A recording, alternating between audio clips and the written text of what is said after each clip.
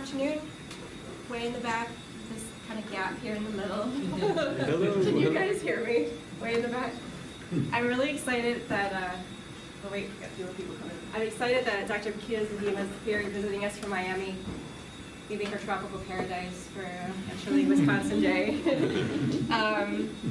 She's a professor and the chair of the School of Marine, Atmospheric, and Earth Sciences there in Miami. Her background, I love sharing this. She got her BS in physics, and I'll let her talk more about her Midwest roots. And then got master's in physics, civil engineering, and atmospheric science, with the latter two at University of Washington. And then she did her PhD in UC Boulder, where she worked on this project called Shiba that was from the Arctic. And so you'll see how that kind of comes back around in some of her work now. Her focus is on cloud processes, their radiative impacts, cloud aerosol interactions, cloud mesoscale organization, marine clouds, Arctic mixed phase clouds. She knows a lot about clouds. I know her originally from the tropical deep convection space, and so it'll be interesting to hear all the other exciting things she's working on now. As an observationalist who loves to connect observations to models, she's done on the order of about 10 field campaigns. Her first was in the tropics in Toga Core in the 90s, after which her fun fact is she was able to travel the world for a while after that, which is a really great experience to have. A few additional highlights. She's been editor of various journals and recently awarded as an AMS fellow. So with that, I'm very excited to introduce Paquita. Thank you for that, Angela.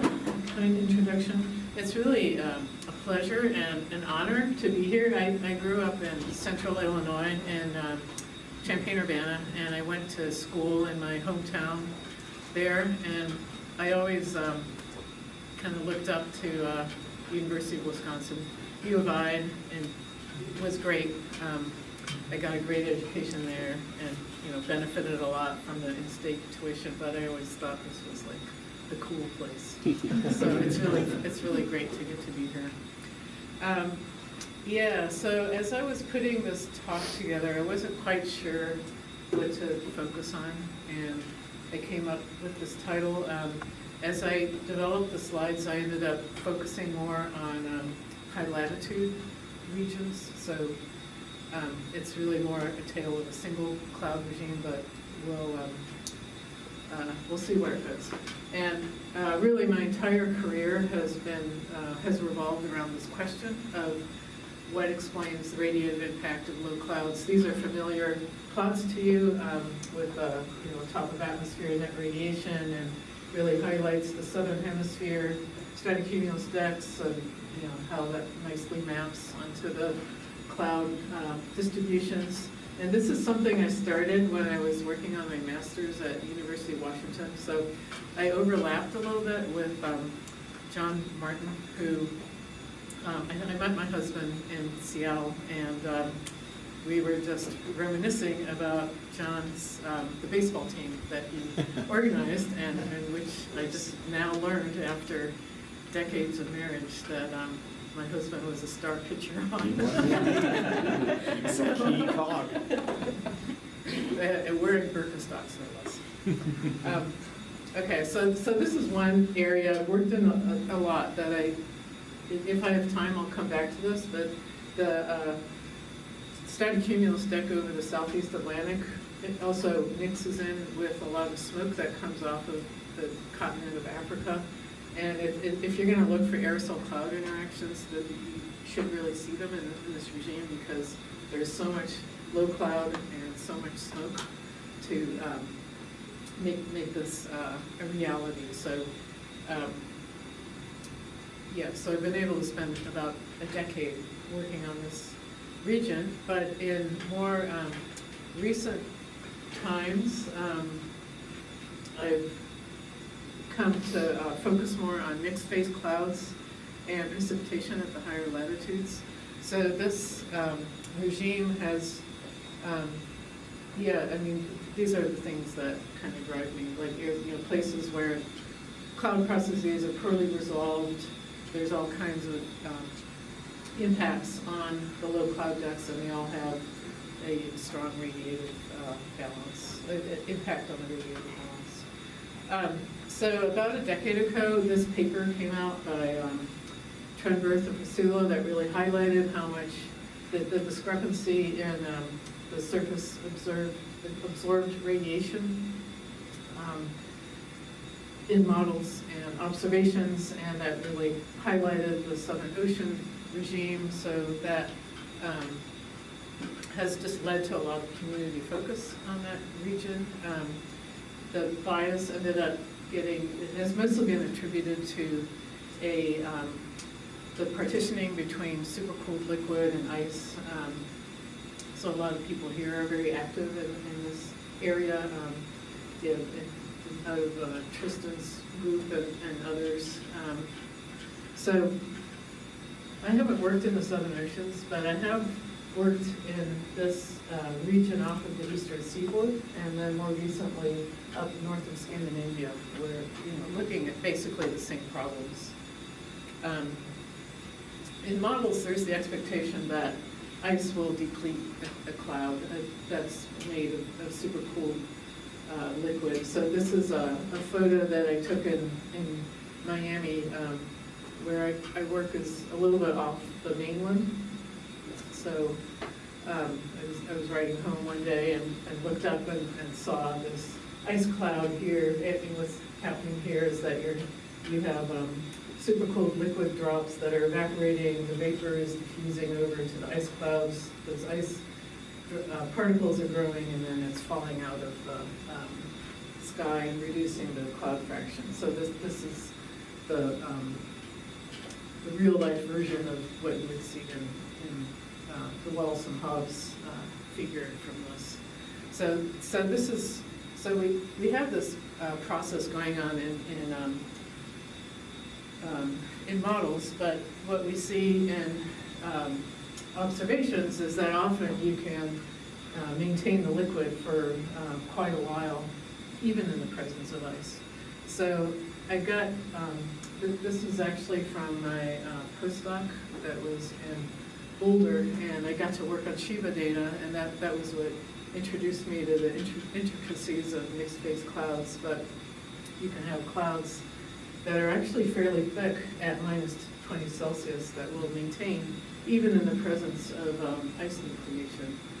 And then that has a big impact on the cloud top albedo.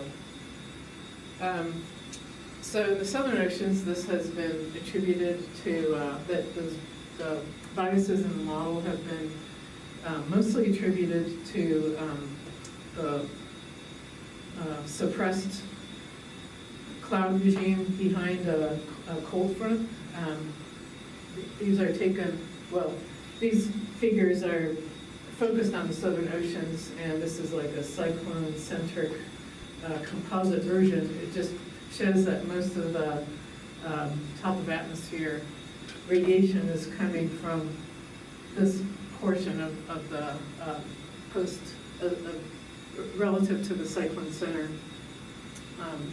And I thought this was interesting to see just how reanalysis can actually get this pretty far wrong. That's Era I. I haven't seen the comparable version, Era 5. I like to think that's better. It would be flipped in the northern hemisphere, but it would be this part of the sector behind the cyclone center, where you have a lot of subsidence that's kind of keeping this cloud to be in the boundary layer. So I've been looking at the colder outbreaks that come off of the eastern seaboard and trying to understand how the cloud phase in those relates to the changes in the morphology, that you can go from this high albedo cloud and have it break up into much lower albedo cloud in a fairly short time span. And been working on it with a colleague, Cizala Shelapan, who's now at NASA Langley. And we use data from a NASA EVS Earth Venture suborbital campaign called Activate. It was happening at the same time as Impacts, which Angela was also involved with a little bit to our north. And the idea with this campaign was to have two small planes, so that are these are relatively slower than the larger research planes that are out there and have them fly in a colocated fashion. So you have a higher altitude plane that has the remote sensors on it, a LiDAR scanning polarimeter to get the cloud property retrievals, kind of similar to MODIS, and dropsons to characterize the thermodynamic structure, and then the in situ variables are acquired by a lower flying plane. So just a lot of repetition of the same flight pattern, a lot of coordination between the two planes so that they were always within about 5 minutes of each other. And they did a lot of these kind of flights. Just go out, try to follow the wind, and then come back. And over 3 winters, they were able to sample, there were 65 flights over the COVID colder outbreaks. Some of these were on the same days. So that's pretty impressive, especially if you think of this happening during the pandemic when it was really the same people who were forced to be in this small plane all the time. So we started by just, we picked 5 cases and we just interrogated the data sets to see what we could learn about the relationships of the cloud structure to their environment. These dots are, the LiDAR derived cloud top height, so a very accurate measurement. The droplet numbers, so this was kind of an interesting thing about these clouds was cloud drop numbers of about 400. They actually went up to about 1,000 per cc because of all the pollution that was embedded from the eastern seaboard within these clouds. So the cloud drops are always pretty small, and that has implications for the ice microphysical development. So here's, and then something called 2DS, two-dimensional stereo imager, gives you images of the particles in there, and you can kind of already see there's an evolution in here of a lot of supercooled liquid droplets with some ice embedded in it, and then with time it becomes more, you get more of these rimed particles. So what did we learn? One was that I kind of expected that these clouds would be all supercooled liquid initially, but in every single flight we looked at, there was rimed ice already present in the very first pass through the cloud. So this, and this is not a cold temperature, -8 Celsius. You're not really supposed to see primary ice nucleation happening at that one with the temperature, but here in the midst of all these supercooled cloud droplets, there's already a rimed particle.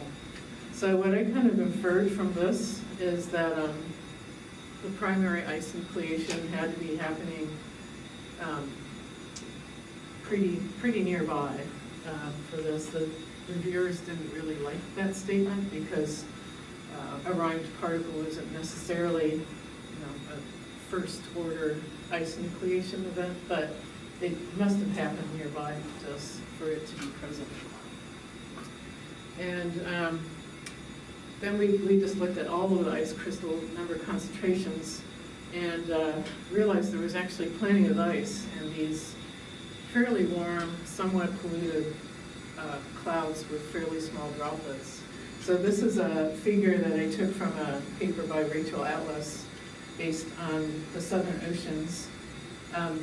On here, there's these black lines here are parameterizations for ice nucleation that are common in a lot of climate models. These are the actual observations of ice nucleating particles from the southern oceans. We didn't have them during Activate. And so they're orders of magnitude less than what you see here. This is a log scale over here. So these would be more like the biological particles that come off of the southern oceans, and then Paul Damon at CSU has done a more global assessment that includes more land-based INPs in there. So they used this figure to highlight that secondary ice production had to be happening in the southern oceans. And I thought it was interesting that in the fairly warm clouds of the Activate campaign, we were seeing ice crystal number concentrations that were on par with what they were seeing in the southern oceans. So, okay, so how are these ice crystals getting produced? Well, there's one well-known mechanism called halite that happens at temperatures between -3 to -8, and it produces a lot of little columns. So this would be consistent with that. These little, or the H's, let's see, like that. That's a good example of one that the optical imaging ends up turning a column of ice into something that looks like an H. So you see that here. So that's could well be happening because that's consistent with the temperature range. It is a fairly narrow temperature range, however. This is from, I took this from a review paper, but I think this came from the original paper by John Hallett and Mossop. If you go to too warm temperatures, then, so the idea with the Hallett Mossop is that you have internal freezing, and then that bursts out of the ice shell that's surrounding the supercooled water. If it's too warm, the water will spread around the shell, so you won't get that effect. And if it's too cold, then this ice shell that's surrounding the supercooled water is too thick to splinter. So it's a fairly narrow range. And the range that we were seeing ice in was really broader than that. So that would mean that there's rung splintering. It looked to us like there was rung splintering happening at a broader range of temperatures than would be consistent with Hallett and Mossop. Some evidence of snowflakes at the colder temperatures. That makes sense because at those temperatures you get a supersaturation with respect to ice is a maximum, so you get liquid drops evaporating and the vapor diffuses over to the ice. There's two preferred regions for the ice production, one on the cloud top and the other by the cloud base. So this shows number and ice water content. But I guess despite all this copious ice, it still it doesn't really seem to me that the ice is really controlling the the cloud morphological changes all that well. The droplets, there's still plenty of liquid around. The droplets are pretty small, and that kind of constrains the kind of ice multiplication processes that can happen.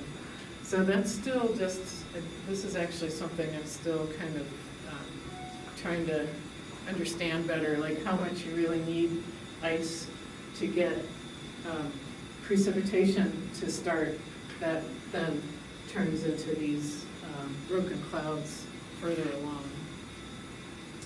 So I did develop this kind of schematic of what I think is happening for these kind of clouds, that you get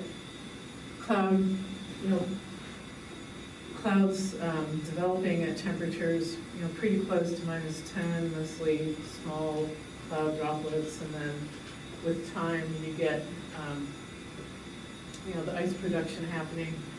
But because these clouds are also advecting over the Gulf Stream, the fluxes that's bringing the moisture into the clouds are quite strong, and it's also elevating the 0 degrees Celsius level to it brings up the melting level quite rapidly. So the clouds deepen strongly because of the fluxes off of the Gulf Stream, but the cloud top temperature actually doesn't deviate that much from about around -10 or so. And instead, the cloud base ends up being in a warm enough temperature that you start to get a lot of melting, and you mostly get rain that's happening below the cloud.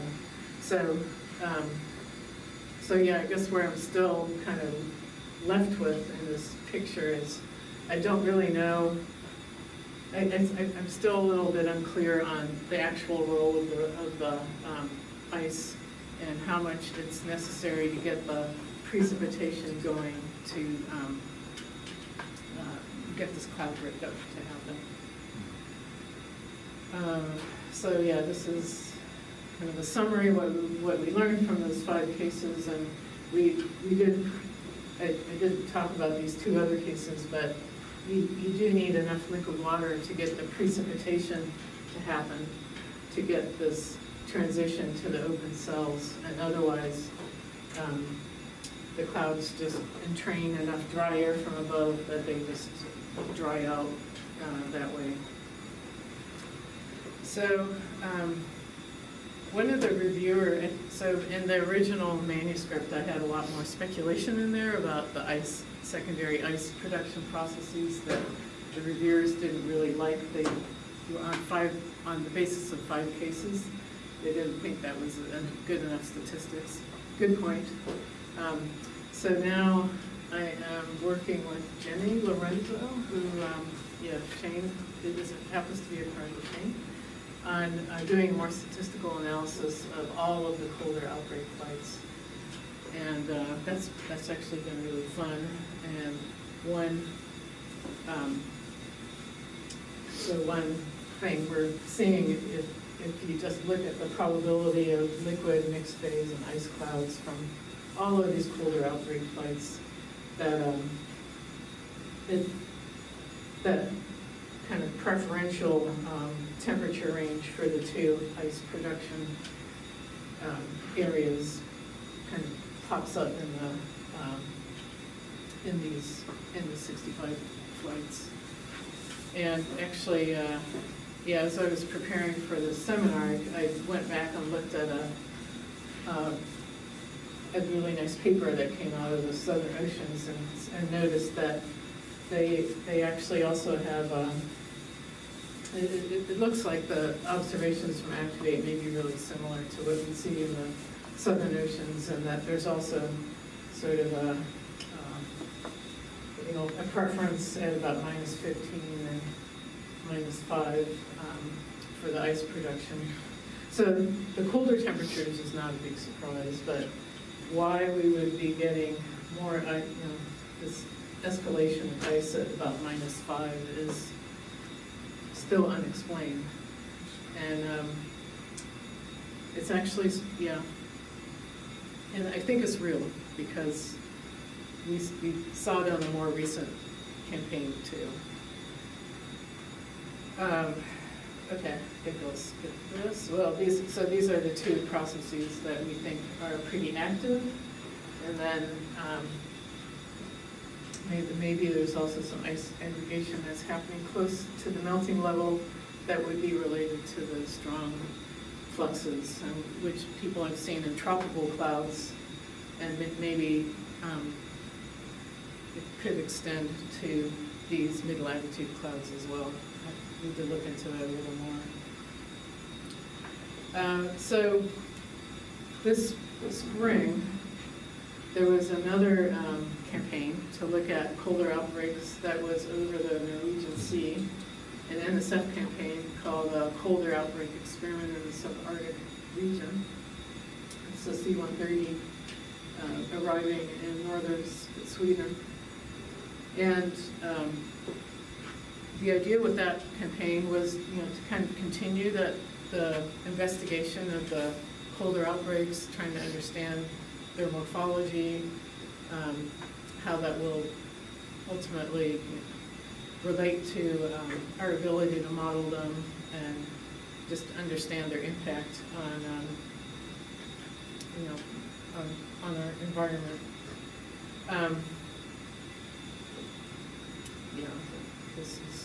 This shows biases between,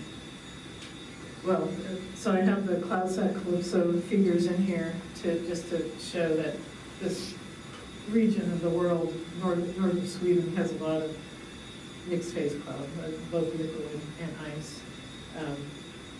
In a region where there's a lot of discrepancy with the CMUT 5 models. It is, pretty unusual region of our world because that's where the Gulf Stream kind of ends up, and so you have open water that goes much further north than you see anywhere else in the Arctic. So it is a pretty special region of the northern hemisphere. And we were lucky, we had lots of colder outbreaks while we were there. So, so that worked out well for us. This is sort of the climate driver for going there. That I took these plots off of the National Snow and Ice Data Center, but the sea ice extent has been receding to the east of Greenland, even in March. So most of the focus has been on the fall, like September, October, because that's when the minimum is in the sea ice extent. But sea ice concentrations have also been decreasing in the early spring, most notably, here where we can reach, and then in the Barents Sea.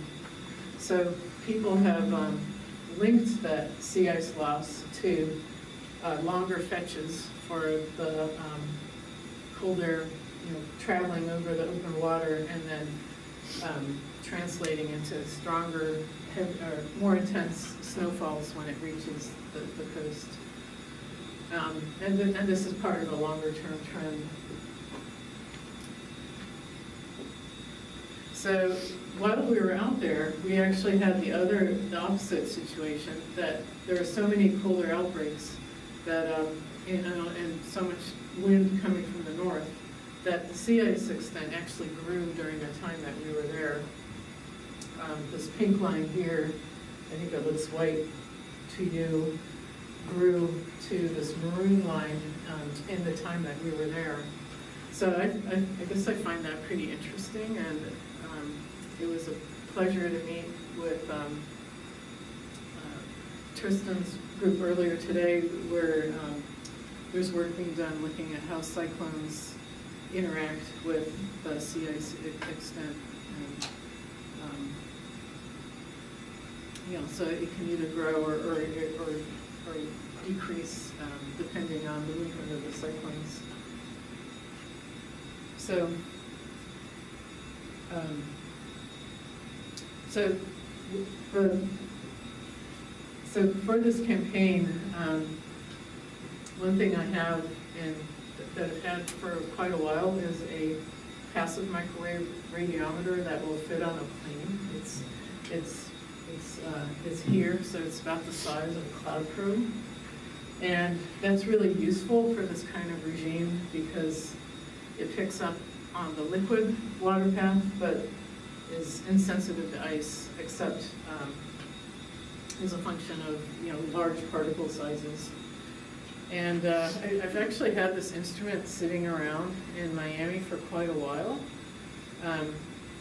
I used it for a campaign in subtropical stratocumulus off of the coast of Chile. So maybe the backstory on this is, like, after working on Shiva in Boulder, moving to Miami, I didn't think that Arctic clouds would be a good recruiting tactic for students in Miami, where people have not necessarily ever seen snow. So I thought, well, I'm not going to do high latitude mixed phase clouds. But I did participate in this stratocumulus experiment and ended up owning this, or technically it's University of Miami, this radiometer. It's only 3 feet long, and I just thought it was really useful for getting the liquid water path in clouds, which we know is instrumental both for radiation but also for the cloud life cycle. It's a really key cloud property that you want. So this was 2008, and then it's been sitting in my office for over a decade, and all this attention was getting paid to mixed phase clouds, and I just thought I have to do this. So I wrote a proposal to go to the Arctic, and actually ended up being able to find students that were interested in going to the Arctic. So my fears were not substantiated about that. So Sam is a student who came with me to Karuna, and he did this really creative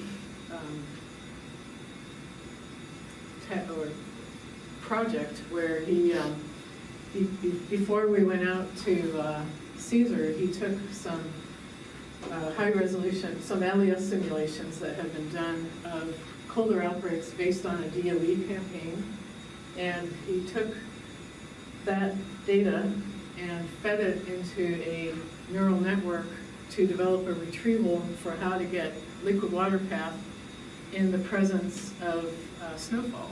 So these are the conditions that we were anticipating, where the microwave radiometer is going to be sensitive to the liquid, which is barely showing up on this image here. But you're going to get a lot of scattering from the snow. So he used, he calculated the vertically integrated radar reflectivity that the snow would correspond to, and then used the models to train and test a retrieval of water vapor path, liquid water path, and snow water vapor path, using a radiative transfer code called PANTRA.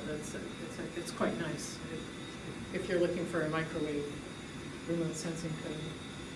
So that was great that he did that, but then there's always the test. Is this actually going to work when we go out there? And we had a really nice case there of a closed cell clouds that transitioned into an open cell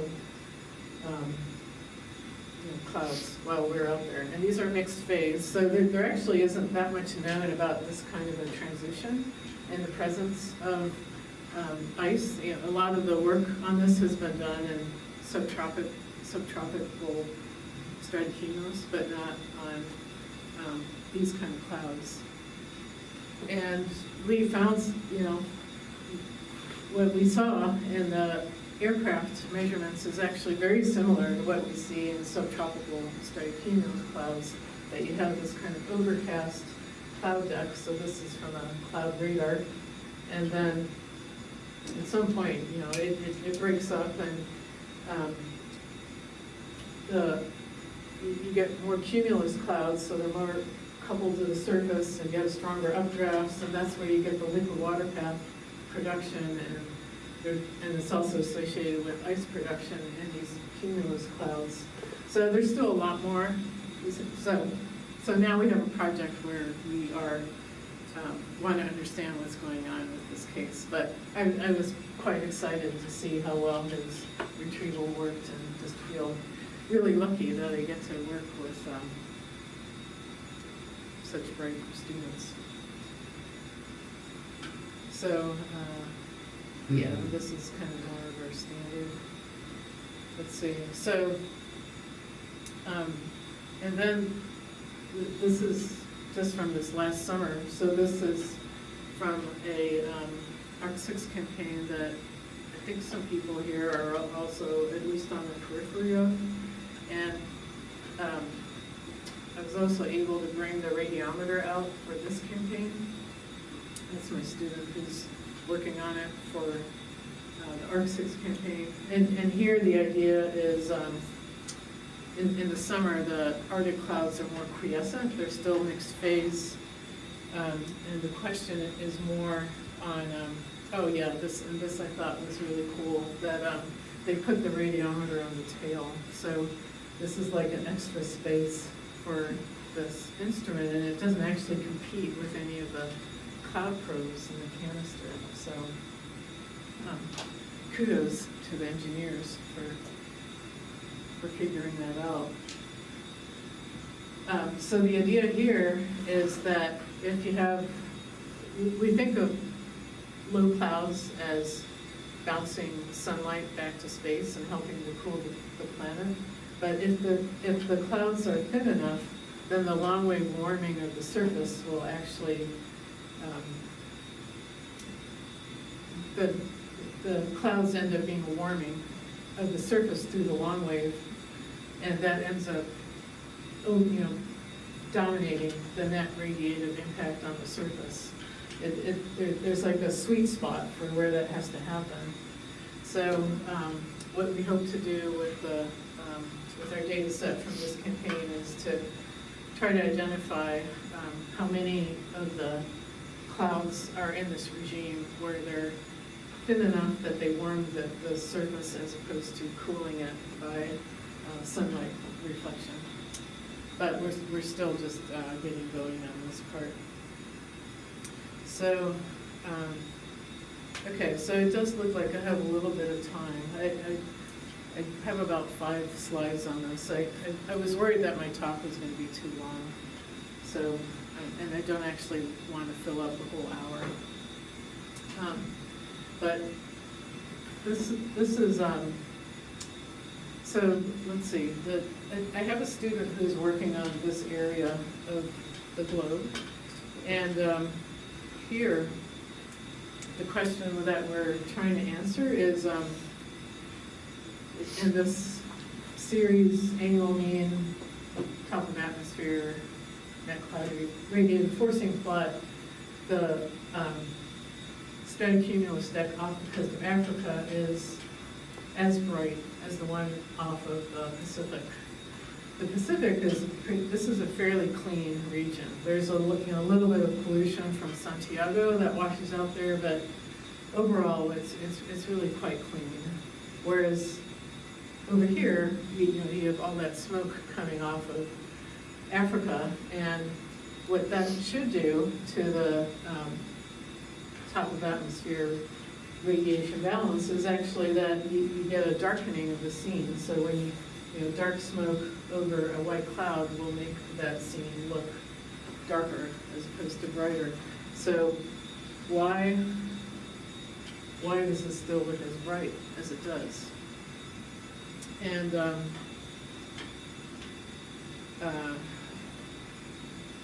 in previous work, okay, so one thing, yeah, this is more background, I guess, but it shows that just how many fires are happening in Africa. It's really remarkable. There's a lot of fires happening right now on our eastern coast in New Jersey that has been dominating the news. But the fires over Africa contribute about half of the world's carbon from biomass burning. The boreal forest, it's only about 15%. The fires are very different. These are more agricultural fires that are more controlled, so they're not these, the fires in the northern hemisphere are definitely a problem, and kind of changing the way our Earth system is behaving, whereas these have been around for a long time, but it is kind of, we don't really think enough about these African fires, is my feeling, just because they're just too easy for us to ignore, I think, in the northern hemisphere. And then southern African meteorology is such that it encourages transport off of the continent. This is, let's see, this is a figure that an earlier student made, but you have a land heat load here, and above that there's a high that supports the circulation that sends encourages the smoke transport off of the continent. It's the winds associated with the heat low merge with the equatorial easterlies, and the smoke can actually reach Brazil pretty easily. So the latest thing that we've been working on with this is whether or not we can learn anything about longer-term trends. There's a lot of, well, in the IPCC report and just in general literature, you just hear about Southern Africa becoming hotter and drier and what that means for droughts and precipitation and fires in that region. Generally, what is in the media is that with a drying African continent that you'll get more fires. Whether or not that's true, I'm actually not really sure because so much depends on land management practices. So we just wanted to see what we can get out of reanalysis trends to date, just from recent history. This is from a really nice paper by Richard Washington and the colleague Atwood that shows that, that these heat loads that support this meteorology are increasing in Southern Africa. So this is well accepted, that Southern Africa is getting hotter. But I like the way they depicted it with by focusing on these heat loads, which are, I think they took like the top 5 or 10 percentile of the heat loads and just show how those have been ramping up in time from Era 5. So what Tyler did was he looked at the winds from Era 5, and that's like a 60-year time record or 40 years, and saw this pretty robust shifting, strengthening and shifting of the 700 hectopascal winds that were coming off of the continent. It makes sense. We have increased heating, and then you get that strengthens the winds that are on the equator side of where you have the increased heating happening just from the thermal wind. Then he combined that with the CAMS aerosol reanalysis, and with burned area information over Africa. So this is actually where most of his time ended up going. It turns out that because the fires over Africa are mostly pretty small, they're just these small agricultural fires, that there's a wide there's a lot of variation between all the different burned area data sets. And so we ended up settling on 2 different data sets and kind of used them to constrain what we thought was possible. Both of them did their best to acknowledge small fires.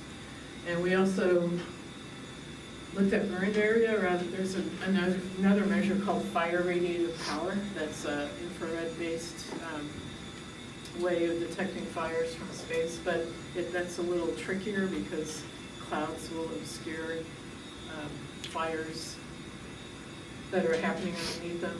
And you also have to be, there has to be a fire right at the time of the overpass. And these fires tend to be very diurnal. So this is the data set we went with. And the thing to notice on this is that there's a trend towards increasing fires in months of August and September. So these are the months when there's the most fires that happen. There's a decrease in other times, but that's actually not going to dominate the whole season because there's just fewer fires in May, June, whereas there's quite a few here. And this is kind of a, and this shows that most of the fires are happening right at that sweet spot where the heat low is strengthening and strengthening the winds above it. So then he combined the this is carbon monoxide from the CAM's reanalysis. So carbon monoxide is assimilated, but you can measure it by Moppet and tropomine. So it's a more robust indicator of where the fires are than you might get from black carbon is just related to the emission factors that they use. So so there's a statistically significant increase in carbon monoxide in this part over the southeast Atlantic. And this is where the strong winds are that are bringing the smoke out over the Atlantic Ocean. So yeah, the increase is mostly to the south. These contours are of the low cloud fraction, so the annual or the seasonal mean, or no, so mean for September, sorry. So then, is this actually doing anything for the cloud deck? And we looked at a bunch of low cloud properties. There's a decrease in the low cloud fraction that would not be consistent with it being an aerosol effect. It probably has more to do with the trend in the sea surface temperatures. But this lower tropospheric stability is increasing, and it's increasing approximately where there's more smoke coming out. And that would make sense because the smoke absorbs sunlight, it's above the cloud, so that's going to increase the strength of this capping inversion that's residing over the cloud. So in my little schematic here, I have more cloud, whereas this is actually showing that there's mostly decrease in cloud, except maybe right in here. So there's been a lot of interest in this region as a kind of a laboratory for aerosol cloud interactions. And I think maybe one thing I'm getting out of this is that the aerosol cloud interactions can actually just be reduced to something like this. Like, we don't have to think about aerosol indirect effects of the microphysical impacts so much, or what the smoke is doing when it's in the boundary layer. And this kind of adds some more depth to a paper that just came out this year that's quite nice. That's also showing that aerosol optical depth is increasing over the southeast Atlantic, so they used, I think, the MODIS clear sky AOD for this. They also showing this decrease in cloud fraction, except maybe down here, and ended up concluding that the change to the top of atmosphere, the direct aerosol radiative effect, is mostly a cooling because of the increased aerosol residing over the southeast Atlantic. So I think this will be my last slide. Yeah. So anyway, this is my three students and Jenny, who works out of Tucson, and all of these projects still have, they continue to raise questions as much as answers. So I feel pretty lucky to be in this field, and I don't know if there's any questions I can answer, or I'm happy to talk after the seminar too.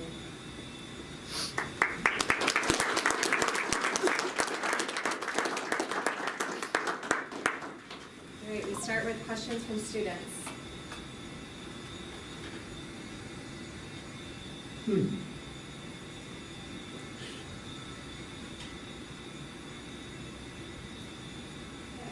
I have I guess a bit of a naive question. So you talked about the high albedo clouds coming over the North Atlantic and then breaking up, like once they hit the Gulf Stream and those warmer waters. Does that always happen in the same place? Like when the clouds start breaking up and you get a lower albedo, is it always once that hits the warmer water, or is it like if the air starts colder, does it last longer before it starts to break up? Like, do you see any large scale properties of what's going on that leads to differences in how long that high albedo cloud layer lasts? Yeah, so let me see if I can bring back a I actually think the Gulf Stream helps maintain Okay. the high albedo portion, so, yeah, so this blue line here is where the Gulf Stream is, just using 294K as a demarcator. But over here, so the Gulf Stream, the fluxes are such that you have this constant supply of moisture Mhm. that's keeping this, this bright stratiform deck. And it's really only after you go past the Gulf Stream and the sea surface temperatures actually start to drop off a little bit after that. But the clouds still continue to deepen. Mhm. So, and I think this is a pretty typical picture that, yeah, it's bright, right over the Gulf Stream and a little bit past. And then the liquid water path is just so high because these clouds are like, well, I guess that they're only like 2.5 kilometers high. So they're actually not super high, but they do have a lot of liquid in them and they just can't sustain. So one thing I think is interesting about these clouds too, like Angela and I, we both looked at cold pools from precipitation and how so you have cold pools here where you have evaporating precipitation that cools the air near the surface. But over the Gulf Stream, the fluxes are so high that you don't get cold pools, even though there's rain happening. So and I don't know if people have looked at that very much, where you have the evaporation happening like closer to the cloud base. I think that would actually help keep the cloud system going because you're destabilizing the boundary layer that way. But if you look at like NASA Worldview, I look at that all the time. Whenever you see a colder outbreak, you'll always see like a really bright patch that's off of the eastern seaboard, and that's, I think, driven by these fluxes off of the Gulf Stream. Okay. And you see it off the coast of Japan too, so the other place with the warm western boundary current. Other questions from students?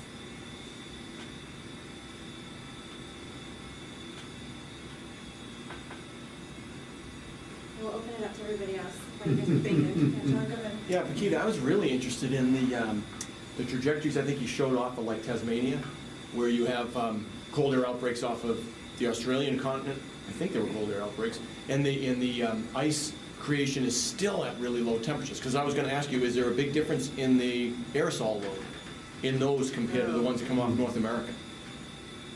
Oh, yeah. Well, southern oceans are known to be pretty clean. So that aerosol load is not really a factor, perhaps. No, the thing that in the southern oceans people are looking at is new particle formation. So that you get, actually this might, that the convection there kind of produces this outflow of pretty clean air, but it has a lot of condensation nuclei in there that grow and get entrained into the clouds. I don't have a figure of it, but people were kind of surprised that the cloud condensation nuclei numbers were higher than they expected for such a clean region. And so that has led people to rethink what the pre-industrial aerosol environment looked like. Like maybe it wasn't as clean as, or it was clean, but maybe the CCM were actually higher than what had been thought. We don't actually know. Interesting. Thanks. Other questions? Yeah, Lucy. So you showed this kind of, you called it the Wallace and Hobbes picture of the ice falling out and taking with it the super cooled water. what is the, like, what's wrong with that, I guess? Oh, Like there's you're saying, nothing- it's there's not nothing wrong consistent, with it's not that. consistent with the observations here, right? You're saying there's ice, but, No, it's right, it's just that, the models only have a few, like, tuning, a few ice microphysical processes in them, and that's one. And so I was talking with, Rich Neal at NCAR, and he said that they just use, let's see if I can find that figure, or that picture. Yeah. So, yeah, you see how the vapor is, or the ice particle is like sucking the vapor away from Mhm. these liquids, so you get clear sky Mhm. around us, or that's the larger scale view. because they have a different saturation and vapor pressure, right? Yeah. To the rest of Um, the ice. So at least in the NCAR model as of last summer, and Rich Neal was telling me they just use it as a tuning parameter to get the right cloud fraction for in the southern oceans, so just to get it to match. Mm-hmm. So there's nothing wrong with that. It's just that by doing that, like, you don't really have a process in the model for producing cloud, and you don't get enough supercooled liquid water to happen.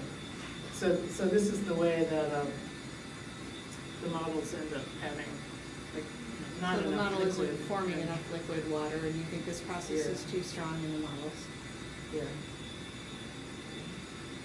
And then if you use it as a tuning parameter, then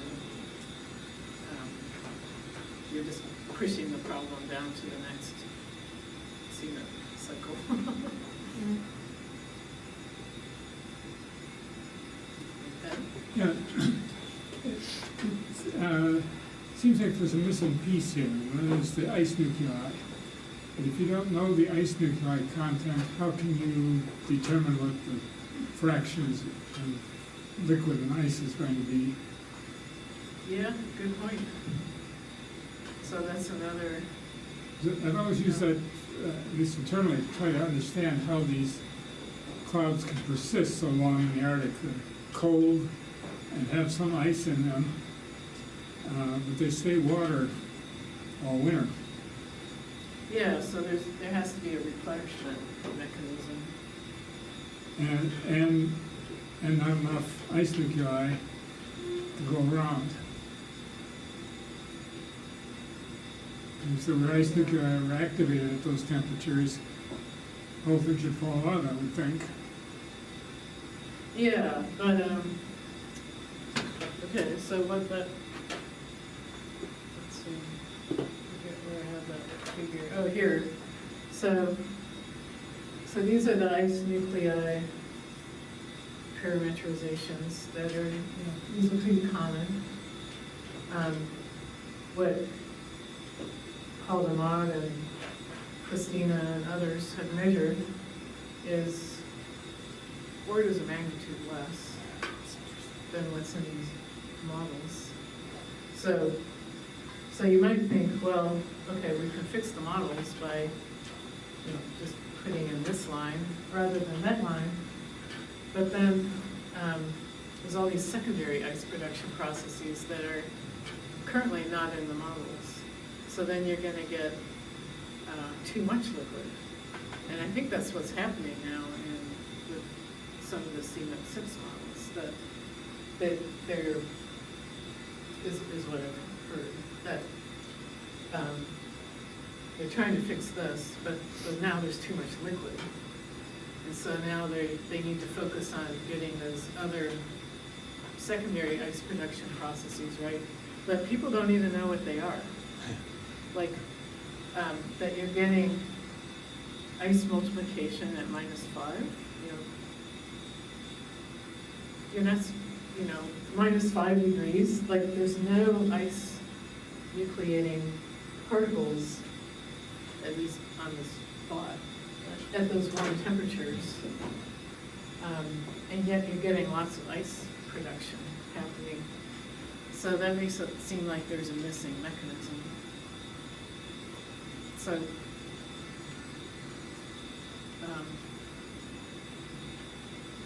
anyway, I feel like in the last 2 years or so, I've been trying to really study up on this area, and it just doesn't seem like we know enough to get it right yet. And it could be a while, because if we just rely on these like month-long aircraft campaigns, or, well, actually, I think one of your colleagues, Luke, has a really nice paper from using surface-based LiDAR and radar to correlate, to look at rhyming mechanisms. Anyway, it just seems like it could be a while before we actually understand all this. That's a little bit, I don't know what to think about that. Or, you know, what to do in the meantime. Models probably have to carry ice nuclei as a parameter and figure out how to populate it. So in this ARC-6 campaign, there were various models that were forecasting for us, and the one that was doing the best didn't have any ice in it. It was the CAFS model. It had very simple microphysics. So then you kind of wonder, like, maybe all this emphasis on complexity, it's intellectually very interesting, but maybe it's actually taking us down the wrong path. So anyway, for students, it's kind of great, because there's like all these different, Lots of fun things to do. and different points of view too. Like you actually could maybe do something much simpler and show success. Thanks for the questions and discussion. If you have other ones, you can pop up after, but at the end of the time, let's thank Paquita again.